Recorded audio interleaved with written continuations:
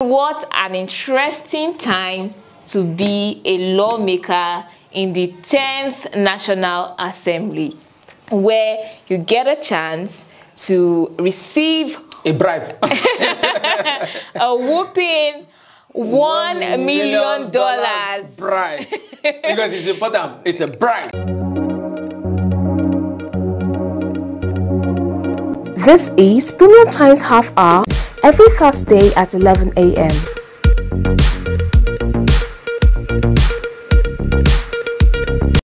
If you are a first-time listener, welcome to the first in the series of Premium Times Half Hour on Premium Times' podcast channel. I'm Titi Fadari, and I'll be your host for this program, which will be brought to you every Thursday. I'd like to call today's episode of Premium Times Half Hour, Who Will Become Nigeria's Next Senate President and Speaker of the House of Representatives? With the presidential, governorship, national and state assemblies election done and dusted, and our president and his vice already known, what is left to decide is who holds the third and the fourth positions of this country. And so far, there's been a lot of theatrics going on for this seat, and we'll be discussing that in this podcast. And I'm happy to have Premium Times' correspondent on the political desk, Majeed Bakare, who covers the House of Representatives and the Nigeria's ruling All Progressives Congress, who will be shedding more light on this particular issue. Majeed, how are you doing today? It's a great pleasure to be here. And to be the first in the first series. Oh yeah, I should give you some claps. Yeah, thank you very much for joining me today. You're making history, I mean. Yes, of course. All right. On this show, Premium Times Alpha, we discuss important issues and matters of national importance. Premium Times is Nigeria's leading investigative and accountability platform, and we bring this show to you weekly as part of our mandate of providing the information you need to make informed decisions. The show spotlights exclusive reports produced by Premium Times reporters, from in-depth investigations, unique analysis to human angle stories. But before I delve into today's report, I'll share some interesting stories that we published during the week. Let's start with the APC's governor's recommendation zoning for National Assembly and the rule out of Adams Oshomole and David Umahi. We're going to be talking more about this, so we don't want to spill the tea. And so we're going to the second report, which is two aspirants for Senate President and Speaker reportedly offering $1 million per vote. This is according to the APC governors. And again, we don't want to give further details on it because we're going to be doing that in this particular podcast. Lastly, we have the controversy, the report that says controversy as wrong INEC official declares Aisha Dahiru winner of Adamawa governorship election. So yesterday, when I got the news that she is going to emerge as the first female governor of Nigeria, I'm like, yes, finally. And I was already prepared because I'd already written, during her primary election, I'd already written an analysis, but it didn't get published. So I was like, let me rejig it now because it will be suitable for the moment. And then I'm checking the newsroom afterwards, and I'm seeing other reports saying that, oh, the REC official said he has been put under pressure, he has been bribed, and the PDP is saying no, you're supposed to arrest the REC official who made this declaration. APC is congratulating her for an illegal declaration. And even the woman herself is making an acceptance for an illegal declaration. Majeed, what were you thinking about all of this? I won't lie to you. I must express my sentiment, like you as a person. I wanted that moment when we can say, Excellency, the governor of this, and I'm really waiting to use that pronoun, her. But irrespective of sentiment, what separates us from animals in the jungle are just rules that guides process. And no matter how important whatever it is that we are aspiring for, it should be within the confines of the rules. And interestingly for me, before we go further, I think I need to commend INEC because over time, we've gotten a lot of flanks for the way they do things. But interestingly, on this Aisha Benani's case and the illegal declaration, they were prompt about it in saying that no, this is null and void because essentially a resident electoral commissioner is not in a position to declare a winner. That responsibility is for the returning officer, which in most cases in this situation is always a vice chancellor or a professor in university. And the concept behind it is that these people have certain names that we can say, okay, you've looked into the process, does it conform with the process? And even the agents that were there were telling the man, I said, no, this is illegality. And like someone who was possessed by whatever, maybe possessed by money, I don't know, you know, not to make any speculation, just went ahead to commit that atrocity, because for me is atrocity against the state. I know we've overflogged the World Trade Center and the rest like that, but making such announcements in society comes with certain consequences, and we must be able to go beyond just say it is illegal, not like what, to take that concrete action to actually prosecute the man for whatever crime they can see inside the book, throw it at him, because it's a dangerous thing that is setting, because there are a lot of great women out there. Aisha Binani must have done her work, done everything, but illegality is just a no-no. And it kind of pains me personally when I saw her with her acceptance speech. It shouldn't be. There will always be opportunity. Electoral process must be sacrosanct, because it is the line between you being in a lawless society and being a democratic society. Actually, I'm sure by next week or in 2 weeks' time, we'll understand the situation would have become clearer for us to have like a particular episode on this particular issue. Yeah, because it's a really classical Telemundo kind of drama. Yeah, I agree with you. So to get more details on this report that I just shared, visit our website, www.premiumtimesng.com. And we'll take a short break. When we return, we'll continue the conversation on the battle for the seat of the Senate President and the Speaker. Stay tuned. News beyond the surface. Investigations that uncover deep secrets. Analysis with thought-provoking perspectives. Reports that focus on human interest. Premium Times, a leading digital news platform, brings you these and more every hour through videos, written and podcast reports. Visit our website on www.premiumtimesng.com and follow us on all social media platforms for timely updates on politics, entertainment, sport and business. Don't miss out. Welcome back. If you're just joining us, this is Premium Times Alpha, brought to you by Premium Times. I am with Majeed Bakare, Premium Times' correspondent covering the House of Representatives and the All Progressives Congress. And we're going to be discussing the twists and the turns leading to the election of the National Assembly principal officers. So, Majeed, I know we are already political gurus, yeah? But for people who are still trying to have a grasp of how the Nigerian politics work, I want you to explain, because we already have like an unwritten but conventional or unconventional or conventional saying that we should have the election of our principal officers according to a zoning formula in the line of ethnic, geographic, and religion.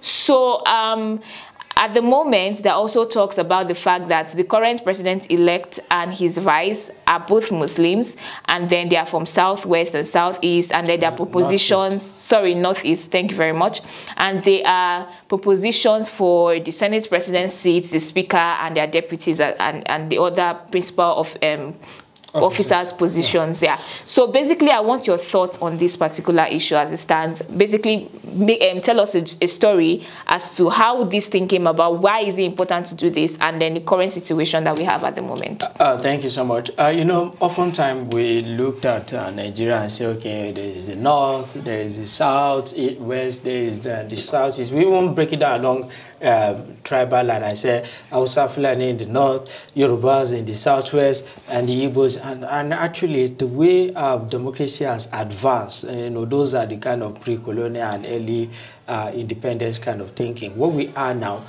at a super level is to say there are 6 geopolitical zones. Yeah.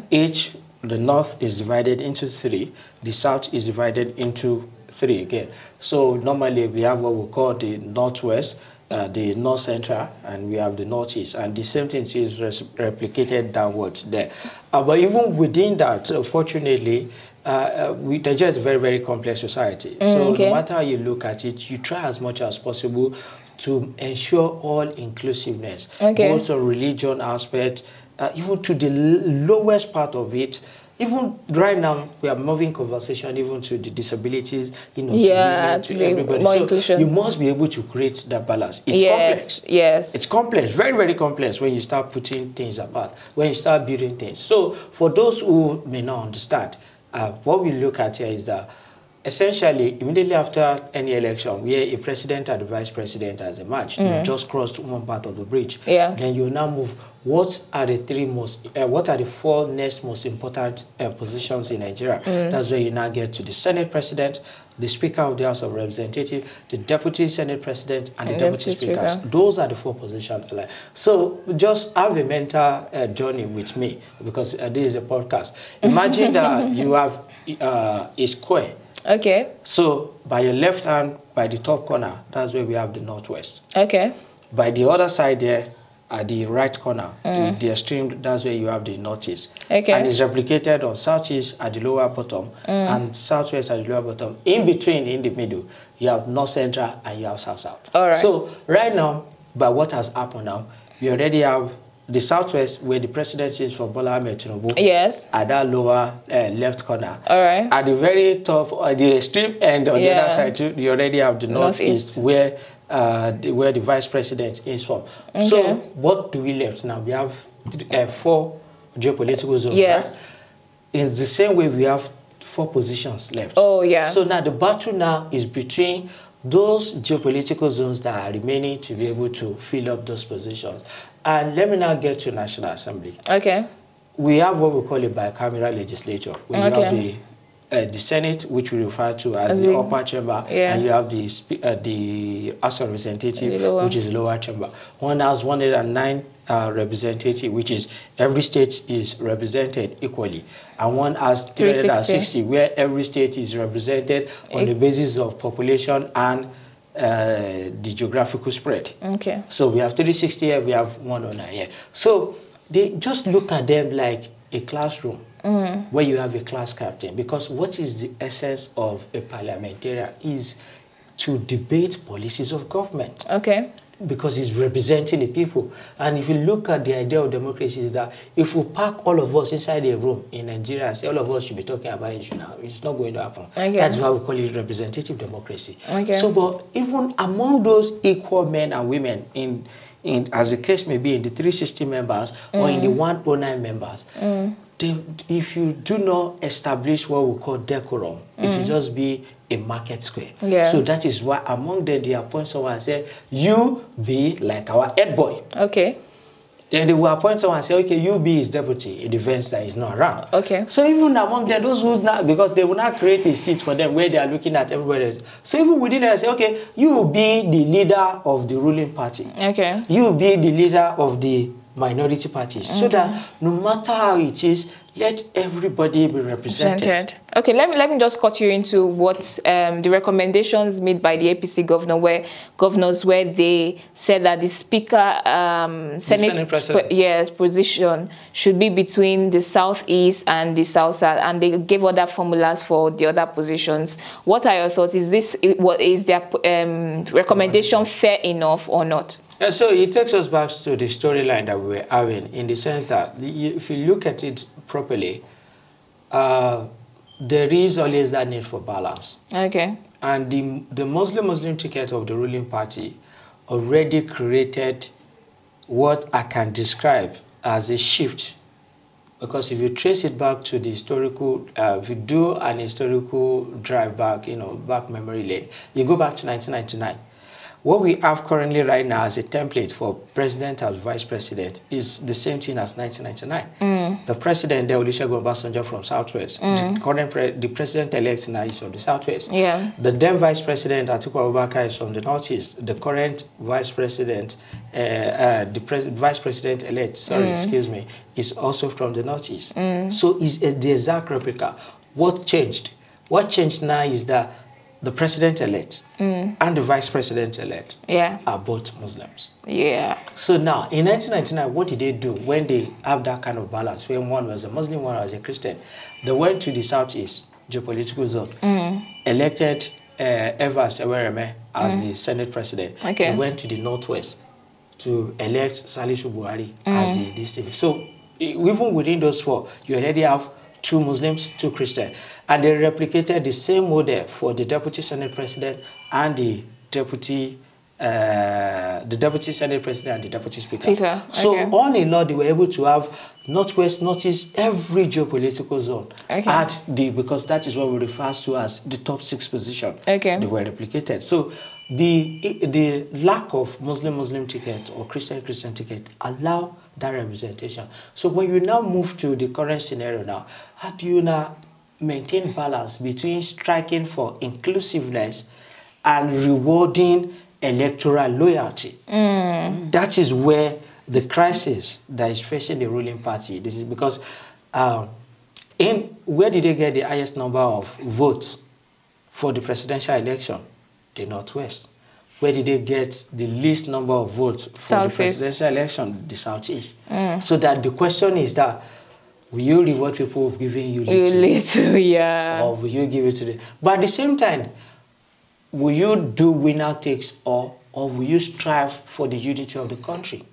So those are important questions that the ruling party and the members of the National Assembly must be able to ask going forward, because there were people who had legitimate grievances towards the arrangement of Muslim ticket. Yeah. People voiced it out, people get angry, people reacted even in their voting pattern and this thing. But it has happened, election has been won and lost. But the nation must continue to move forward. So that is where that balance is very, very difficult for the ruling party. And how they balance it will define how the administration is going to go ahead. All right, thank you so much, Majeed. So I don't want you to go into specifically mentioning the candidates for this position. We're going to be doing that and also talking about the bounty offer that 2 candidates are offering lawmakers for getting the Senate President and the Speaker's seat. So keep it locked, stay tuned. We'll be going on a short break and we'll be right back in a few moments. This is Premium Times Half Hour every Thursday at 11 a.m.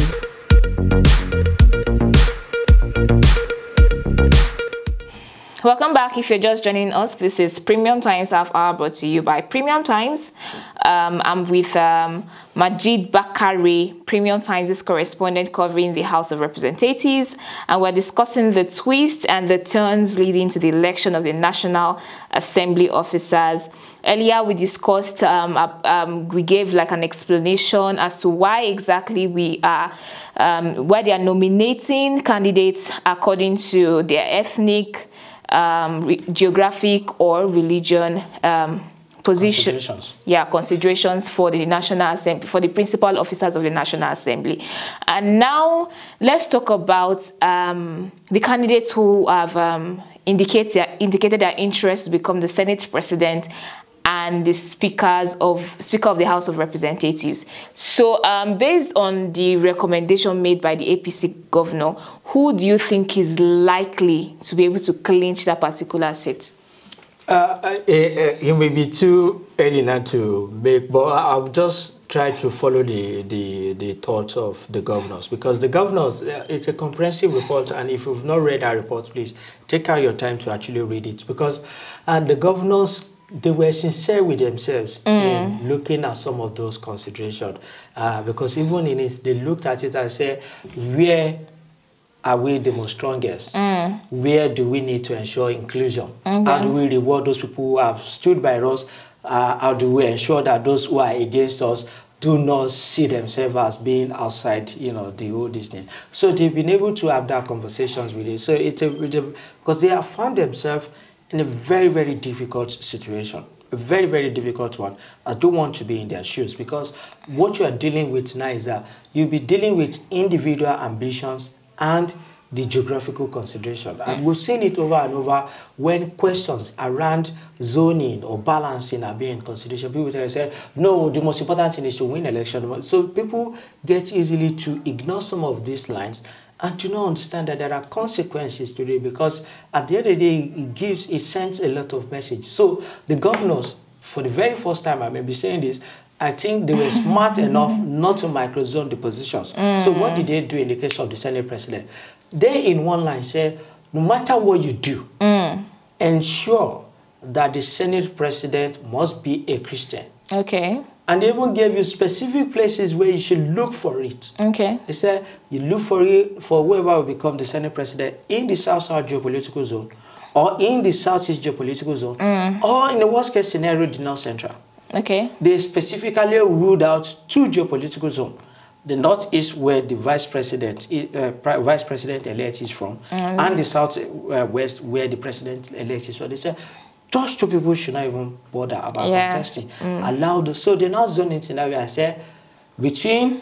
So they now further went ahead and said, but for the sake of national unity, ensure that it's between the people in South-South and the people in the Southeast geopolitical zone. Okay. They now said this for the speaker, it should be between the people in Northeast geopolitical zone and the North Central geopolitical zone. And if you look at the trend of the people who are coming out, they are along those lines. Okay. And there are further options for some of those lawmakers who may be contesting, who may do what we call joint tickets. We've seen it's been done before.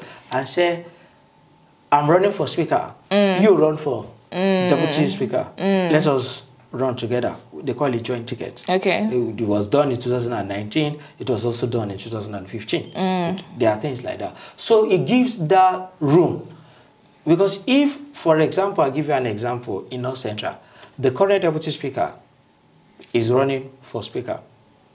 And there are also strong persons in the Northwest, because the Northwest geopolitical zone, by virtue of voting, they've given the APC the highest number of votes. And secondly, it's a region that has never gotten anything less than the Speaker of the House of Representatives. Is it that they are president, or they are vice president, or they are this thing?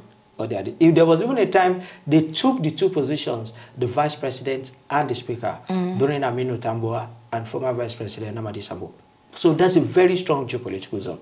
But the deputy speaker will look, if you tell him and say step aside, he will look, what becomes my fate? I'm going to become a floor member. Okay. So give me a room to fight. So that's the wisdom behind those kind of balance is like, it allows you not to be able to force too many people out, because you are zoning it to 2 geopolitical zones. So within themselves, there can even be a consensus that say, okay, you take this one, let us take this one. Okay, let's mention names now. So yeah, like now you've mentioned, like for the Senate president seats and his vice or deputy, Southeast, South-South. Who are the people running for these seats? And yeah, just mention.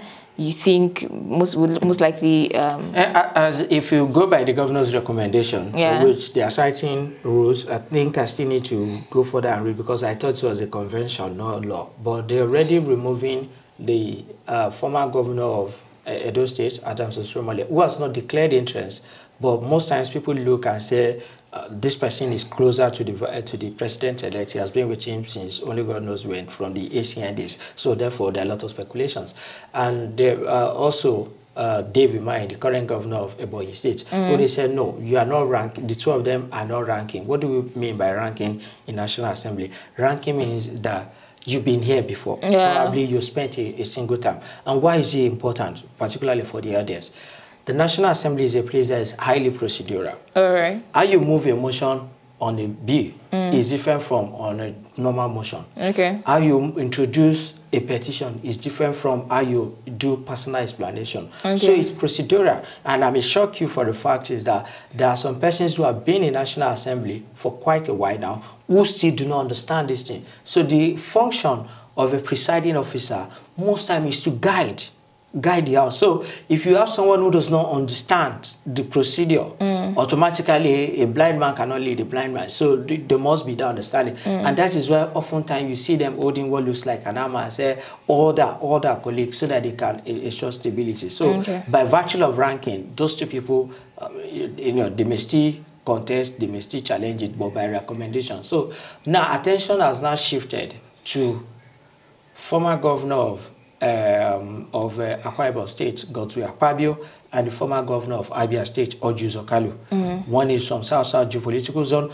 one is from South-East geopolitical zone. Unfortunately, one of them, if it's on the basis of contribution to the national distinct, he may find himself very, very short. While the other one on this side will say, look, I didn't just win, I also deliver for my party.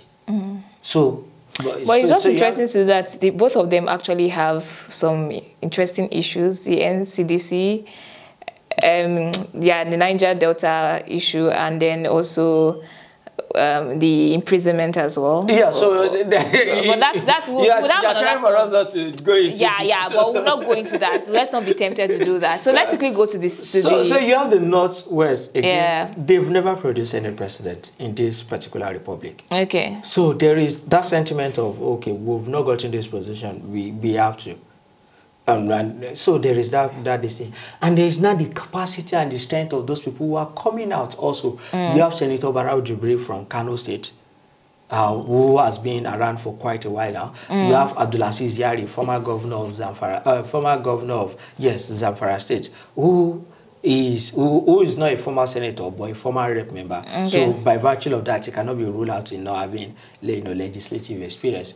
Who else again am I missing? And there is even the possibility of Aliu Wamako, who may also join the race on the basis of after the supplementary election, who is also formidable. So this is now to balance the interest of these three. And that reminds me, in North Central too, there is also Senator Sani Musa, who is also interested in that position. So how do you be able to balance this interest? Will you be able to say, okay, South is wrong. Let us have the deputy from Northwest. Will they be able to? Because these things are matters of ego.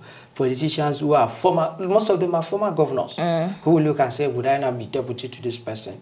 So how do you balance those things? So, and that is why the smartness in APC, ensuring that the governors in ensuring that, okay, we've given it. So at the end of the day, we will not say step down. But we'll say, okay, just make sure it's just only these two geopolitical zones. Imagine, let's move to the speaker's position. Yeah, to the speaker. I think that is where APC has a strong battle in their hands on two fronts. Number one, the historical rebellious nature of the House of Representatives. They are younger. Yeah. They have more fights. They have a lot of things. So in 2007, the party said it must be Patricia Ite. It took them a very small period before they threw that banana peel for her, which she fell. When in 2011, the PDP insisted that it was Mulikat Akande again, another woman produced to PDP back then. The party within the one lawmaker joined with the minority and they rebelled against the party that produced Tambwa. That was in 2011. In 2015, that's a very, very popular rebellion that produced Dogara and last one from Osun State. Even in 2019, there was a similar rebellion that people may not know, where the minority parties, where the party nominated and said, here's our minority leader, Kingsley Chinda from River State. And the lawmakers within themselves looked and said, no, is the only PDP that is here? All of us are minority. This is the person we want. And that was how Ndidi Elumelu emerged. So, and that is one factor. I will explain it on the basis of the rebellious nature. Then let us now go to the number game. As it stands now, as far as the number is concerned, APC will soon be adding up the number of those people who emerged from. But before the supplementary election, APC, they were having 162 members elect. The entire minority caucus, the entire minority structure, they were having 163. So if by some magic, the entire minority party can unite together, they can emerge as the speaker. Okay. So that is the kind of quagmire that they found themselves. So the party now has that tough battle to be able to balance the interest in North Central, where you have Idris Wase, the current deputy speaker. You have Yusuf Adamungagdi, another young person from that same Plateau state. Some of them are from Plateau. And you have Tunji Abdurrahim from Kwara State, although people may say, okay, may not pull that kind of weight. Then in the Northwest, you have people like Sada Soli, Tajuddin Abbas. These are formidable, in their own capacity. But interestingly, now you now go to the Northeast, where the same state as the vice president, you have Aliu Betera, the chairman of the appropriation committee, who is also in the race. Then, fortunately for us, in the Southeast geopolitical zone, we have a lady, Miriam Onoa, who is from Imo State. We have the current spokesperson of the House, Benjamin Okezekalu, who is from Abia State. That is the kind of level of competition the party is dealing with. Wow, that's a lot. So the question now is that how do you balance. Oftentimes, they ensure those balance by throwing in some of all these concession and say, you become the majority leader, you become the deputy majority leader, you become the whip, you become this. So they throw the, so when those ones are done, they can say, okay, you look, take this committee, important committee, take this one thing. So that is how. And interestingly, again, we must add, we don't know for certain yet, but we are estimating that about 70% of the lawmakers are not returning. So you are looking about perhaps maybe 70% of them will be new members. So how do you after a lot of lobby? Lobby. So the question now is that how are they lobbying? Are they lobbying by $1 million or by $500? No. All right. Thank you for hinting our next question, which is what we're going to wrap up this conversation with. I mean, what an interesting time to be a lawmaker in the 10th National Assembly, where you get a chance to receive a bribe. A whooping $1 million bribe.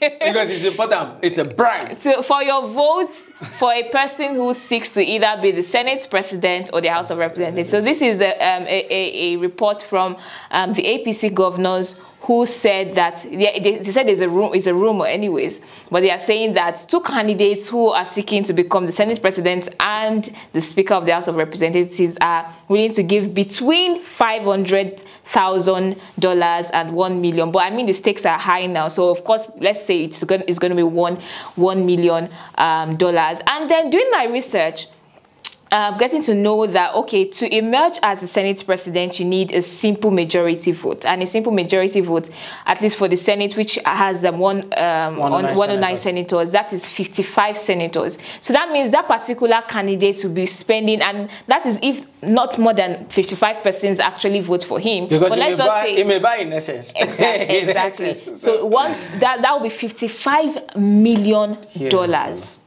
Now, let's not even talk about US dollar. Exactly. And let's not even talk about the House of Representatives, where you need 181 votes, basically. And that's, I mean, do we have such an amount in this country? Where has it been? And how like, we're not questioning the morality of how much does the Senate president and the House of Representatives seat cost? So it shows you that it's just the irony of life, that those who spend 5,000 naira per vote on election day to get, common citizens to vote for them are also at vulnerability to be bought by another set of persons. So it's a funny philosophical, but it's a reality. Reality in the sense that we know for a fact, or matter of speculations, that the word lobby is just being used to camouflage a bribery system that is ongoing on. But the thing is that even in 2019, there were a lot of speculations of certain lawmakers being given ATM card that bears the picture of certain individuals, that where they can withdraw some of this money. We know, but we do not know it for a fact. Now, the governors have now said that it's a rumor. And let me tell the listeners, that particular the report that we published, which is an exclusive report, is a memo that the governor sent to the president-elect on raising alarm as to what is happening. And if you put your mind to it, it becomes something you cannot comprehend, because it becomes crazy when you move to the House of Representatives. So you ask yourself, people don't spend money because they are Father Christmas. They spend money to get value. Yes, exactly. And in value, most times for investment, it's called profit. So the question is that where is the profit going to come from? Because the reality about it is that the entire budget of the National Assembly, which is inclusive of the National Assembly Service Commission, and all the civil servants who are working in the National Assembly, the National Institute of Legislative Studies, and if you bring every one of them together on a normal day, there's not a transition period, it's always about 125 or 136 billion. So do multiplication of $1 million. For both reps and senates, you know that it will be getting close to 150 billion naira. So let's just assume that, for sake of argument, that he will decide to steal the entire money going to National Assembly in a single year. We used to recoup that money back. So how would they be able to get this money? So the question that you ask yourself is that, who are the people financing these people? Are we going to have Senate president who is beholden to someone who has this, leash that can, pull at any time? That is reality that we may face. And the legislative process, and I'm saying it for someone who has covered the House of Representatives for over 5 years, it requires more technicality than even you being governor. Because being governor, you can delegate certain function. Being the Speaker of the House of Representatives, you are guiding 360 members on some of the most technical issues on earth. Have you ever seen some bills before? You know, the kind of language, you must be able to guide the House. You must be able to keep the executives in check. You must be able to oversight, different committees, different MDAs. There are MDAs today whose revenues are in billions, close to trillions. So when you have individuals that are compromised to that level, what assurance are you not going to get that you are going to start having the dollar inside cap scenario that we have with Farouk Lawan when he was investigating subsidy and he was recorded, putting dollars inside his cap and putting it on his head. So those are why it may sound funny. It's not funny. It's a crazy world out there that people can become so reckless to an extent that you want to sit on a seat of power and you're willing to spend that kind of money. I mean, I don't want to sound like a crusader, and I don't want to sound, because we're trying to make this as, lovely as possible, but everybody who voted during the presidential election, it's not enough that you've chased away certain candidates or you've, enforced certain tsunami. The process is a continuous process.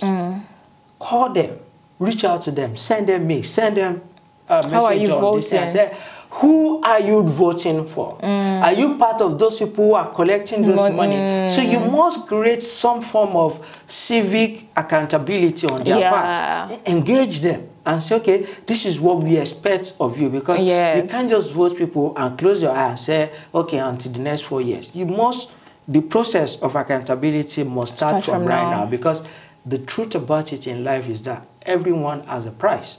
There are two things that are stopping people: personal morality, and secondly, the rule of law. So there are institutions, anti-graft agency and whatnot. What are they doing? It's not enough for you to now post people with jackets to convention ground. No, if someone who came into the house, submitted a CCB form and said, I have 30 million naira worth of assets, I'm sure some of them may not even have up to that. And suddenly that person buys a house in Maitama, we should be able to ask him and say, bring that your CCB form. How did you move from this point to this point? Because even if by their ridiculous salary that they take, which is all those their running costs and everything, I'm not sure they take $1 million by that ratio, even in the 4 years. Because $1 million on the black market level is over 750 million naira. Wow. All right. Maybe because you're saying $1 million, that's why people may not understand. 750 million naira. That's $1 million. All right, Majeed, let's leave this conversation here for our listeners to ponder on. Basically, this is like a call to action to go ask your lawmaker, your representatives, what requirement are you using to select the next Senate President, Speaker, or any of the other principal officers' positions? Titi, sorry to interrupt you. All right. The money we've discussed now, what we are just looking at it, that is the allegation of bribery. We are not talked about other logistics. There are lawmakers today who are carrying their members from one state to another, flying in private jets. So if they fly to 36 states, that means they've used private jets all across. So that is, you've not talked about the publicity, amount of money, the ones that we are seeing. Probably some of them are even going to governors, with Ghana Must Go. I'm not saying they are. We don't know. But so that means it's even more than that. It just shows you the level of monetization of the process. That's a lot to think about. That's a lot to think about. So this is where we end off or round off today's episode. I hope you had an amazing time with us. Thank you, Majeed, for joining us. Thank you for providing a very intensive analysis on this whole issue. Make sure you keep it a date with us on Premium Times Half Hour every Thursday on Premium Times' podcast. Again, this show is brought to you by Premium Times, a leading multimedia news platform which serves you every minute stories that can help you make informed decisions and hold public officials, individuals, and organizations accountable. We have cartoons, videos, podcasts, and other interesting content for your delight. And for timely updates on politics, entertainment, sports, and business, visit our website www.premiumtimesng.com and follow us on all our social media platforms. I'll be here again, same time, same day, next week. From Majeed and myself, Titilope Fadare, have a great weekend. News beyond the surface.